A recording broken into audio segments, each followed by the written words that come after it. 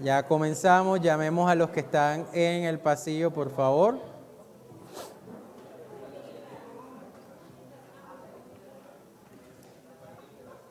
Ok, listo. Luego de esta sesión intensa del capítulo 8, capítulo 7, ha sido intenso este estudio el día de hoy. Bueno, después lo digo al final, o no sé si decirlo ahora. Hablando con algunos de ustedes ahorita, quiero que tengamos claro que lo que Pablo está direccionando acerca del matrimonio en primera instancia va dirigido a la iglesia como tal, porque uno puede llegar a pensar en términos de personas en las que ninguno de los dos es creyente. Entonces mirar cómo eso aplica a ese tipo de matrimonios. Pablo no está hablando de ese tipo de matrimonios aquí. A lo sumo está hablando de un matrimonio mixto en el que por lo menos hay un creyente. Entonces la directriz está siendo enviada a la iglesia, a creyentes como tal. Ya fuera de eso, pues tendríamos que revisar, pero no es lo que Pablo está apuntando aquí, un matrimonio en el que ninguno sea creyente. Ese caso no lo aborda Pablo aquí. ¿Estamos claros con eso? Porque de pronto estamos pensando, mis vecinos que también, ninguno de los dos es cristiano, pero estamos hablando de una carta dirigida a la iglesia como tal. ¿Ok? Listo. Vamos a capítulo 9:14. 9:14. Vamos a leer desde el versículo 13, hablando acerca del sostenimiento de los ministros. Pablo, el versículo 13 habla, ¿no se dan cuenta de que los que trabajan en el templo obtienen sus alimentos de las ofrendas que se llevan al templo? Y los que sirven en el altar reciben una porción de lo que se ofrece como sacrificio. Del mismo modo, el Señor ordenó que los que predican la buena noticia sean sostenidos por los que reciben el beneficio del mensaje. Sin embargo, yo jamás me he valido de ninguno de esos derechos.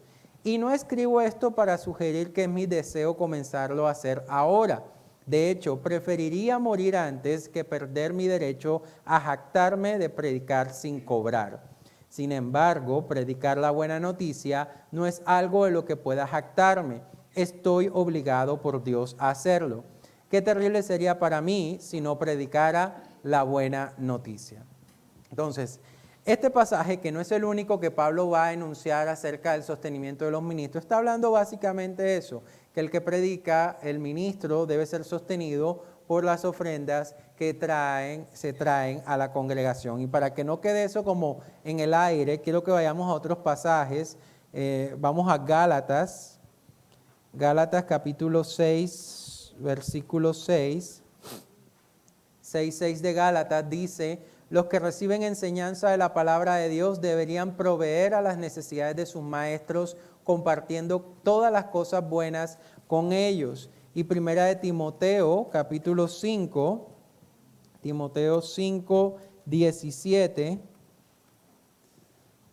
dice: los ancianos que cumplen bien su función deberían ser respetados y bien remunerados, en particular los que trabajan con esmero tanto en la predicación como en la enseñanza. Entonces, está claro que Dios a través de Pablo está direccionando a la iglesia a entender que los que ministran en la casa del Señor, los ministros, los ancianos o pastores, deben ser sustentados por la iglesia como tal. Ahora, volviendo a lo que Pablo está diciendo acá, porque es muy importante lo que él va a decir a continuación de esto. 9:14, ¿dónde está? Me perdí. Acá está. Cuando él dice, sin embargo, yo jamás me he valido de ninguno de esos derechos, porque habla en términos de derechos, es un derecho, ¿verdad? No es un abuso. Pablo dice, preferiría que no me paguen. Ahora, uno podría ver a Pablo aquí en este sentido como que Pablo es tronco de orgulloso, ¿verdad? Pero no es el punto de lo que está argumentando Pablo a continuación.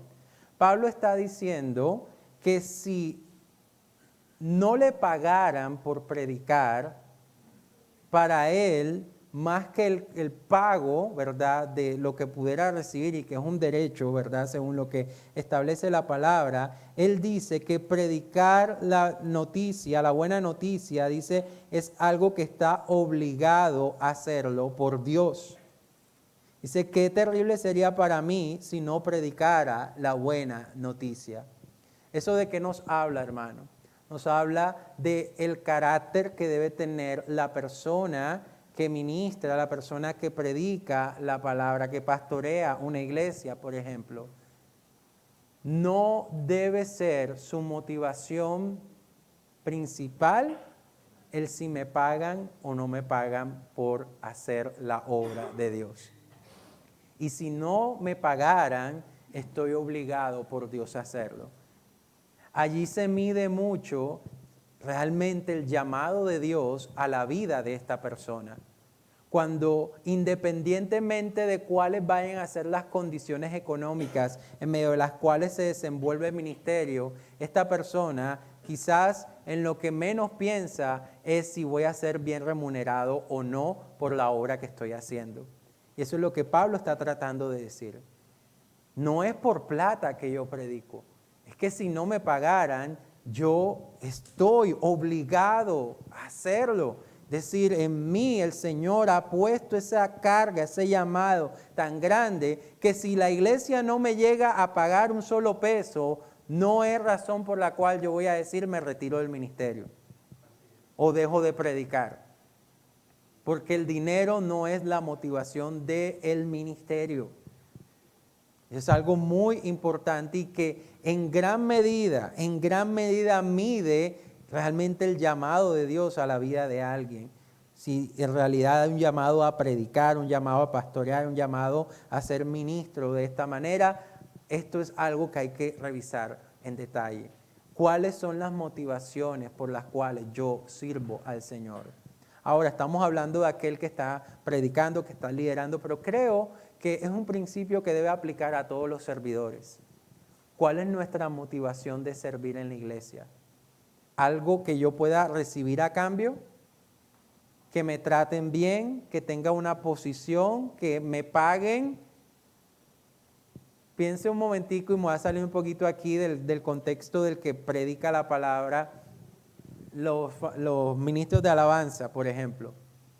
Lamentablemente el caso más nefasto se encuentra en muchos ministerios de alabanza, en donde si no me pagan y si no realmente recibo algo a cambio, entonces para mí el servir es como, bueno, cuando pueda hacerlo lo hago. ¿Sí me hago entender? Y creo que lo que Pablo nos está enseñando aquí es muy diciente.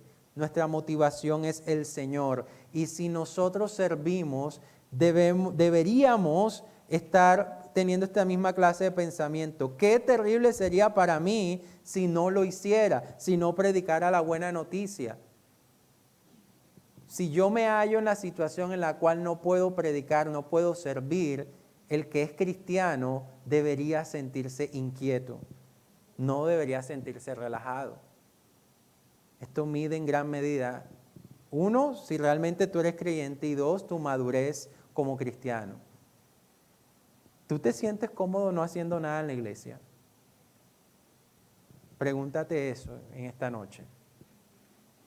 Si tú eres de los que de pronto llevas años en la iglesia y no se te mueve una uña siquiera de inquietud, ¿verdad? De pensar, óyeme, yo tengo que servir. ¿Cómo es posible que yo no le sirva a Dios? En lo que sea, así sea, no sé, limpiando los pisos, como sea, yo tengo que servir.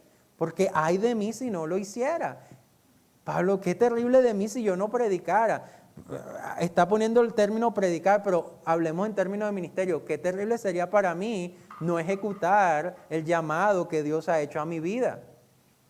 El cristiano no puede concebir su vida sin estar sirviendo al Señor, independiente de si eso significa que va a haber una retribución o no la va a haber. En muchos casos no la va a haber. Hay cristianos alrededor del mundo que lo que están recibiendo como retribución es persecución. Y aún así insisten, porque están atrapados en el llamado de Dios. Alguien que en el Antiguo Testamento expresó algo muy similar, es Jeremías. Me sedujiste, Señor, fuiste más fuerte que yo. Y vaya que Jeremías llevó palo en su ministerio. Y sin embargo, llega el momento en el que dice, el Señor me sedujo, o sea, fue más fuerte que yo. Y eso es lo que debe pasar en nosotros. El Señor debe ser más fuerte que nosotros.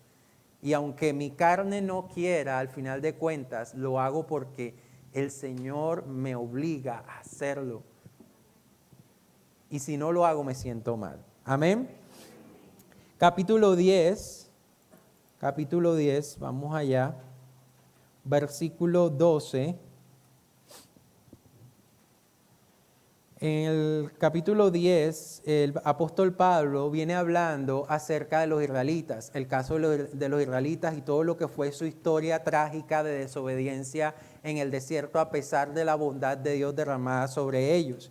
Y teniendo en cuenta teniendo esta referencia a los israelitas, en el versículo 12, el apóstol Pablo dice lo siguiente: si ustedes piensan que están firmes, tengan cuidado de no caer. Las tentaciones que enfrentan en su vida no son distintas de las que otros atraviesan, y Dios es fiel. No permitirá que la tentación sea mayor de lo que puedan soportar. Cuando sean tentados, Él les mostrará una salida para que puedan resistir. Entonces, ¿por qué Pablo habla en términos de que si ustedes piensan que están firmes, digan que no caigan, tengan cuidado de no caer? Porque en medio de ellos se pudo haber estado levantando un orgullo por los predicadores que tenían. Miren que Corintios empieza con la famosa división: yo soy de Pablo, yo soy de Pedro, yo soy de Apolos, etcétera. Por los dones que tenían.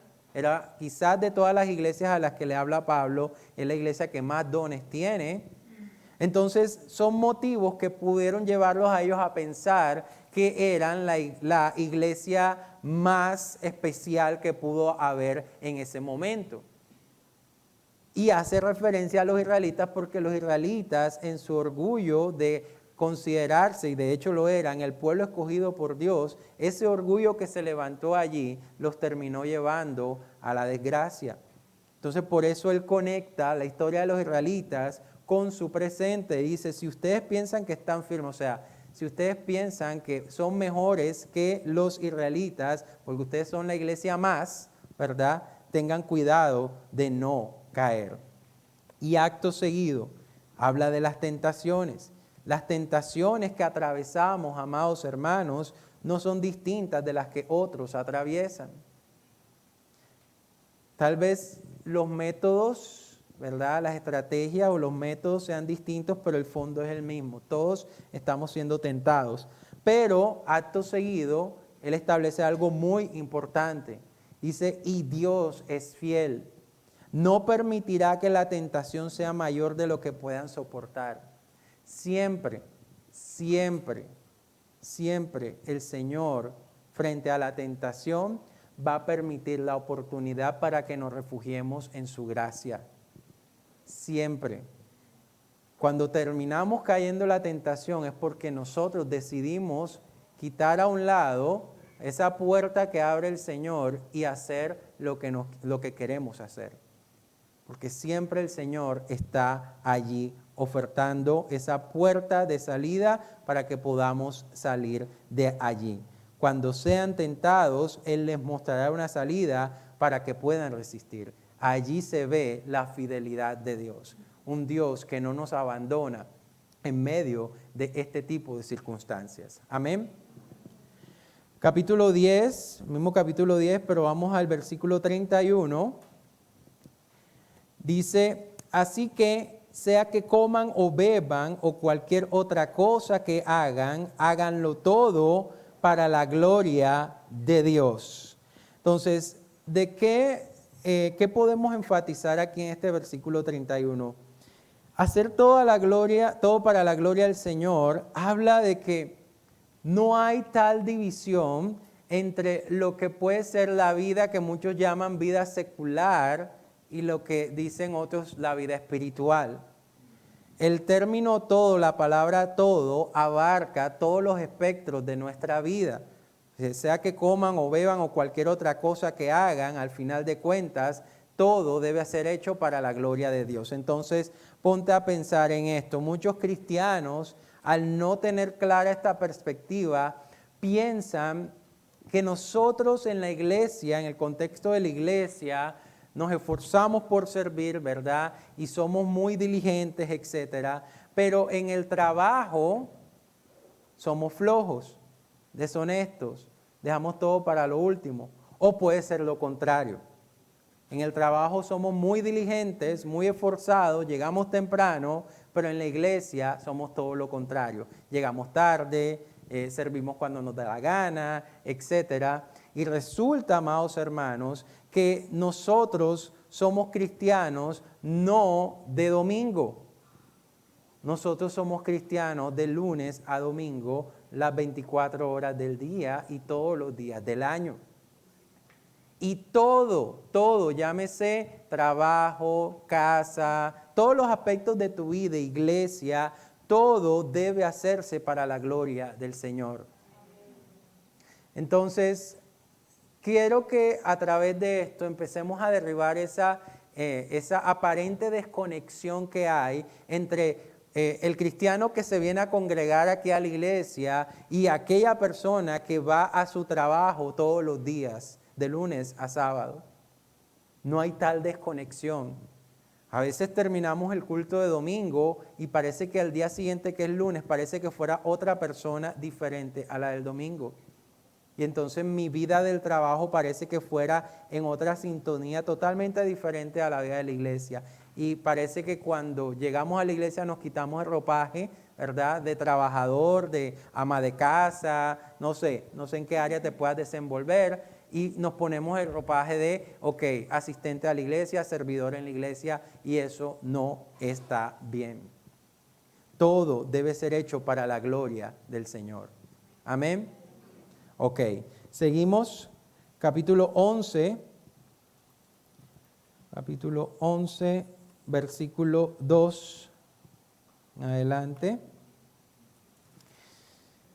Cuánto me alegro de que ustedes siempre me tienen en sus pensamientos y que siguen las enseñanzas que les transmití. Pero hay algo que quiero que sepan. La cabeza de todo hombre es ¿quién? Cristo. La cabeza de la mujer es el hombre y la cabeza de Cristo es Dios. Bueno, vamos a ir viendo algunas cositas. Número 1. Lo que va a decir Pablo a continuación en el versículo 3, esto que dice en el versículo 3, tenemos que entenderlo en el contexto de matrimonios, porque no podemos llegar a decir que entonces los hombres son la cabeza de todas las mujeres que hay en el mundo, solteras o casadas. Estamos hablando de matrimonio, ¿verdad? Hay que entenderlo de esa manera. Número 2, lo que va a decir en este pasaje de pronto va a ser un poco duro más adelante, porque ahorita va a pegar con el tema de la cena del Señor, en donde Pablo va a exhortar fuertemente. Pero, ¿cómo empieza Pablo las exhortaciones? Pablo empieza la exhortación con palabras de agradecimiento. Dice, cuánto me alegro de que ustedes siempre me tienen en sus pensamientos y de que siguen las enseñanzas que les transmití. Nos enseña Pablo que para exhortar no tengo que dar hasta con el balde a la persona. La exhortación va, pero también hay que saberla dar de la manera que es, porque lo que va a decir más adelante Pablo va a ser duro. De hecho, casi que todo el contenido de la carta es realmente duro, pero siempre está teniendo cuidado de que la exhortación se tiene que hacer en amor. Amén. Entonces, habla de que la cabeza de todo hombre es Cristo, la cabeza de la mujer es el hombre y la cabeza de Cristo es Dios. Entonces, va a empezar a hablar de una situación que está pasando, que ahorita se la mencioné, el famoso velo. El hombre deshonra su cabeza si se cubre la cabeza, mientras ora o profetiza. En cambio, la mujer deshonra su cabeza si ora o profetiza sin cubrirse la cabeza, porque es como si se la rapara. Efectivamente, si ella se niega a ponerse algo para cubrirse la cabeza, debería cortarse todo el cabello, ya que es vergonzoso que la mujer se corte el cabello o se rape la cabeza, debería cubrírsela con algo. Para entender el contexto de esto también debemos saber que Pablo lo que está haciendo es dar una respuesta con base en un dogma que esa iglesia estableció. Ahorita se los decía, pero ahora se los detallo.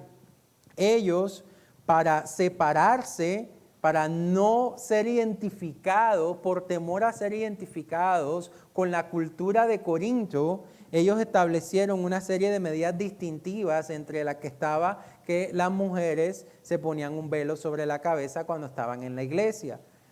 A diferencia de lo que hacían las mujeres de Corinto cuando adoraban a sus dioses paganos. Entonces, él lo que está haciendo es navegar en medio de eso que ellos habían establecido como congregación. Si no lo entendemos de esa manera, entonces vamos a sacar este texto y vamos a decir que todas las iglesias, todas las mujeres tienen que ponerse un velo sobre la cabeza porque de lo contrario están en pecado, que es lo que muchas veces ha pasado con este texto, si no lo entendemos como debe ser. Entonces, teniendo en cuenta todas esas decisiones que ellos tomaron como iglesia, él sigue respondiendo. El hombre no debería ponerse nada sobre la cabeza cuando adora a Dios, porque el hombre fue hecho a la imagen de Dios y refleja la gloria de Dios, y la mujer refleja la gloria del hombre. Pues el primer hombre no provino de ninguna mujer, sino que la mujer provino de un hombre. Entonces, además de terminar hablando del velo más adelante, lo que Pablo está haciendo aquí es direccionar todo lo que tiene que ver con la autoridad del hombre sobre la mujer en el matrimonio, y para que esto quede mucho más firme, él está tomando el contenido de lo que vemos en Génesis capítulo 2. Está haciendo alusión a que el hombre refleja la gloria de Dios porque el hombre fue hecho por el mismo Dios, del polvo, ¿se acuerdan? Pero la mujer fue sacada ¿de dónde? De la costilla del hombre. Entonces, con eso que pasó en Génesis, él está nuevamente estableciendo que hay una autoridad que desde el mismo Génesis él ha establecido. Dice, y el hombre no fue hecho para la mujer, sino que la mujer fue hecha para el hombre, y eso es lo que estamos viendo desde el Génesis. Por esta razón, y debido a que los ángeles observan, la mujer debería cubrirse la cabeza para mostrar que está bajo autoridad. Entonces, ellos como medida distintiva dentro de la congregación de Corinto establecieron que las mujeres se ponían ese velo para mostrar que ellas eran mujeres que se sometían a la autoridad que Dios había establecido en sus matrimonios, que era su esposo. La cultura de Corinto, las mujeres de Corinto fuera de la iglesia, ellas hacían lo que les daba la gana, había una vida libertina, había una vida en la cual las mujeres, muy parecido a lo que pasa hoy en día, quieren estar por encima de la autoridad, y ellas, en el temor de no caer en esa situación, entonces establecieron esta medida. ¿Estamos claros en eso? Algunos están durmiendo y les voy a tirar un papelito que tengo por acá. Papelito santo. Juzguen por sí mismos. ¿Es correcto que una mujer ore a Dios en público sin cubrirse la cabeza? ¿No es obvio que es vergonzoso que un hombre tenga el cabello largo? ¿Acaso el cabello largo no es el orgullo y la alegría de la mujer? Pues se lo dio para que se cubra. Pero si alguien quiere discutir este tema, simplemente digo que no tenemos otra costumbre. ¿No tenemos qué? Ok, no es un mandato. Un sinónimo de esto es dogma o hábito que estableció la iglesia de Corinto, pero no es mandato. Dice, si alguien quiere discutir sobre este tema, y vaya que muchos los han discutido actualmente, si alguien quiere discutir sobre este tema, simplemente digo que no tenemos otra costumbre más que esa, y tampoco, ¿qué dice? La tienen las demás iglesias de Dios. O sea, no es que en Éfeso, en Colosenses y en Tesalónica todas también estaban con la cabeza cubierta, no. Solamente fue en Corinto como una medida que ellos tomaron para distinguirse de la cultura inmoral de Corinto. Esto lo que nos muestra es aún más el detalle del declive espiritual que había en esa ciudad. O O sea, entre más usted profundiza, usted se va a dar cuenta de que realmente Corinto era una cosa perversa. Yo creo que lo que más se podría parecer a Corinto en el Antiguo Testamento sería Sodoma.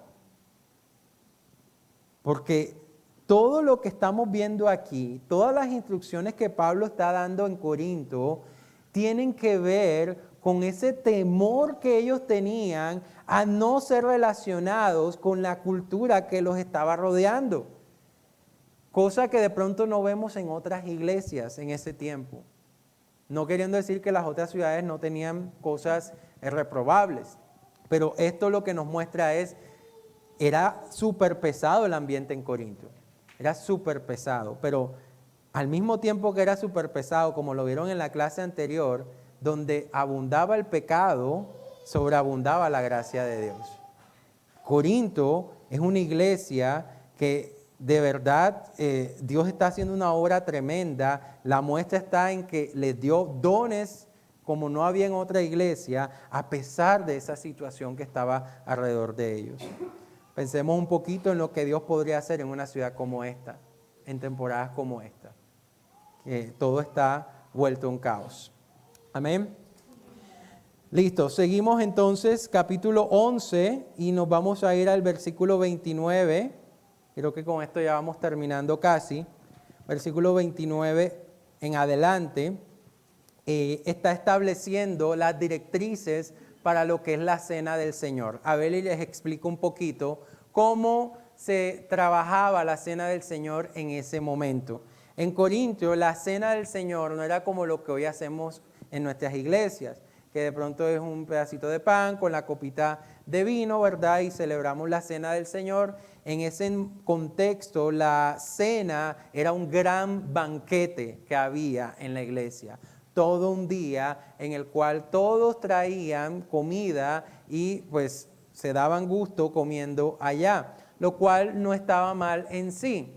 El punto es que en medio de ese banquete que ellos hacían como cena del Señor, se estaban presentando ciertas irregularidades que Pablo tiene que entrar a atacar.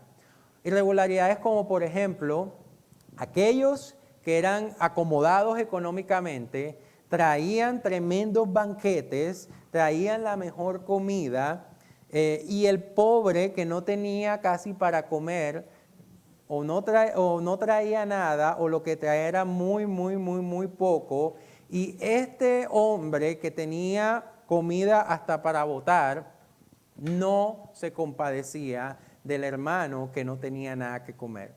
Entonces, ¿qué se veía allí? Mucho egoísmo en medio de la iglesia, por poner solamente un ejemplo. Y Pablo tiene que entrar a regular eso que estaba pasando en esta iglesia.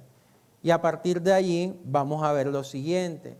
Versículo 29. Pues si alguno come el pan y bebe de la copa del Señor sin honrar el cuerpo de Cristo, come y bebe el juicio de Dios sobre sí mismo. Esa es la razón por la que muchos de ustedes son débiles y están enfermos y algunos incluso han muerto. Si nos examináramos a nosotros mismos, Dios no nos juzgaría de esta manera. Sin embargo, cuando el Señor nos juzga, nos está disciplinando para que no seamos condenados junto con el mundo.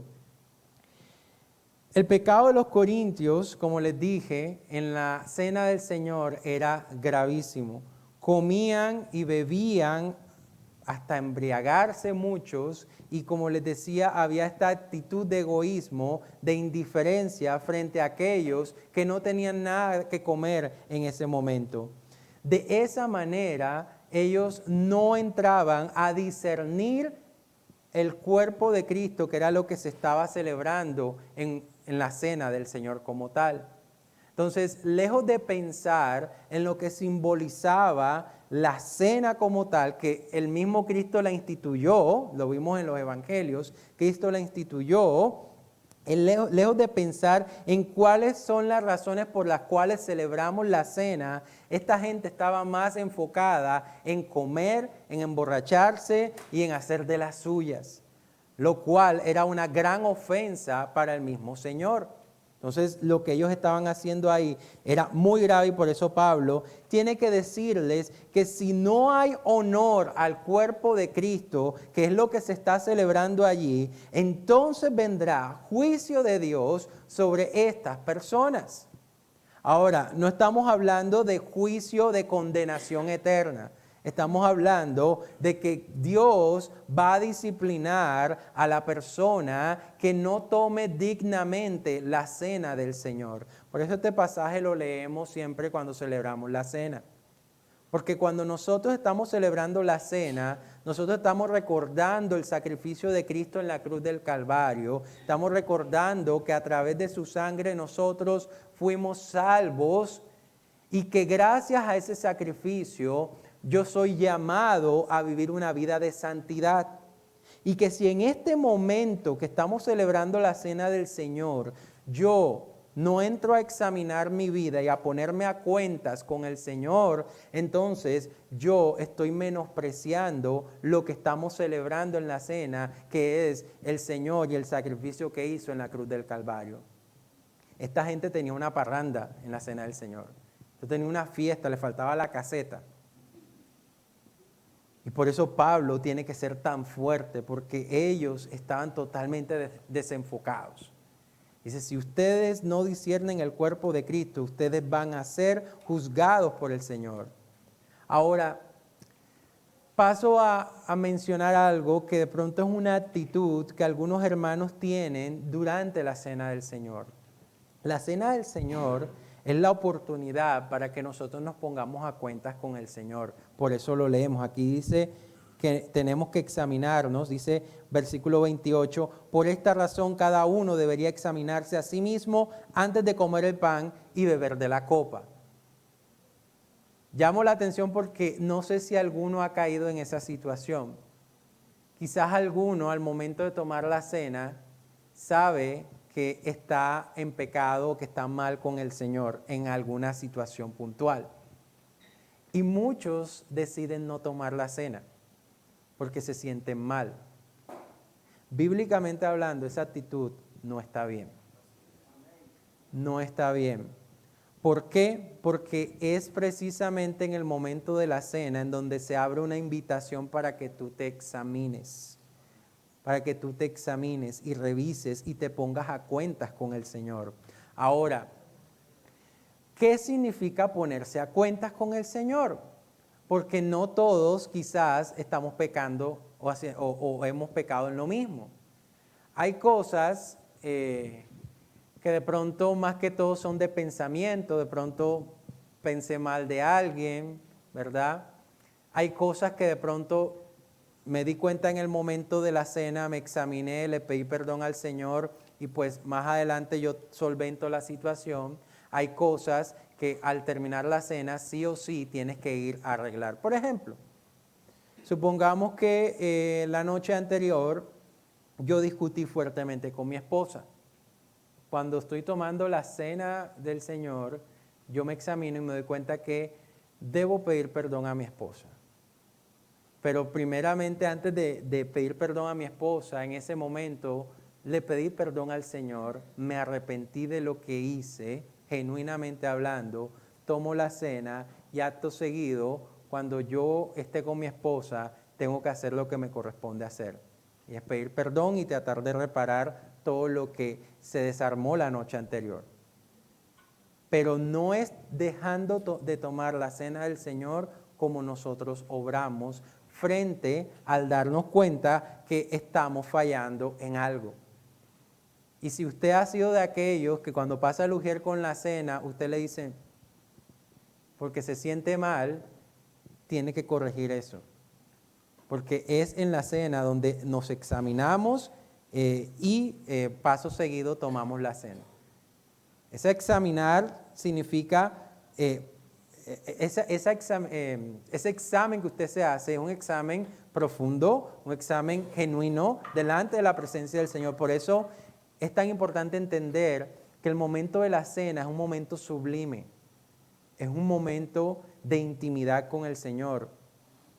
Y le llamo la atención también a los que están aquí congregándose en esta iglesia, a los que están en otras iglesias, a que no pensemos que como ya terminó la prédica, viene la cena, es el momento para ir al baño, bueno, a menos que se esté reventando usted, ¿verdad? Es otra cosa. Es el momento de estirar las piernas, es el momento de mirar quién está durmiéndose, es el momento de mirar lejos, es el momento de revisar el celular.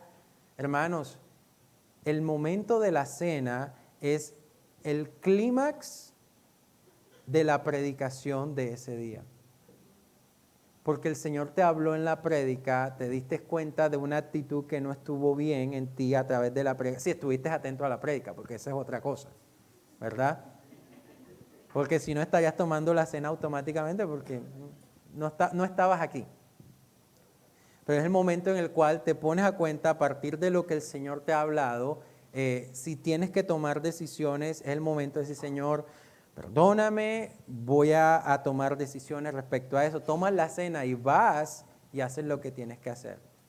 Pero no vuelva a decir no, porque allí usted está diciéndole al Señor, no voy a hacer lo que tú dices que tengo que hacer, porque creo que el plan de negarme a tomar la cena es mejor. Y hay gente que no solamente es un solo domingo, pasan días hasta que ellos consideran que ya están aptos. Cuando nosotros pensamos de esa manera, incluso estamos hablando de que son mis obras y no lo que Dios puede hacer en mi vida a través del don del arrepentimiento, lo que puede marcar la diferencia. Y estamos equivocados. ¿Ok? Listo. Entonces llegamos hasta allí. Y pues seguimos la próxima semana con otro tema que sé que va a dar de qué hablar. Allá. Buenas noches, pastor. Ajá. Porque entonces la palabra nos dice que si yo voy a ofrendar, debo ofrendar, primero voy a ponerme en cuenta, a salvo allá, para después poder venir a traer la ofrenda. Y acá dice a lo contrario, que primero hacemos y después vamos a hacer lo contrario. Pero no estamos hablando de ofrenda, estamos hablando de la cena del Señor. Pero estamos poniéndonos para poder, la conciencia. Por eso estamos hablando de la cena. Cuando estemos hablando de la ofrenda y ese pasaje puntual, entonces profundizaremos ahí. ¿Ok? Listo. Ok, perfecto. Entonces la próxima semana vamos a hablar de los dones.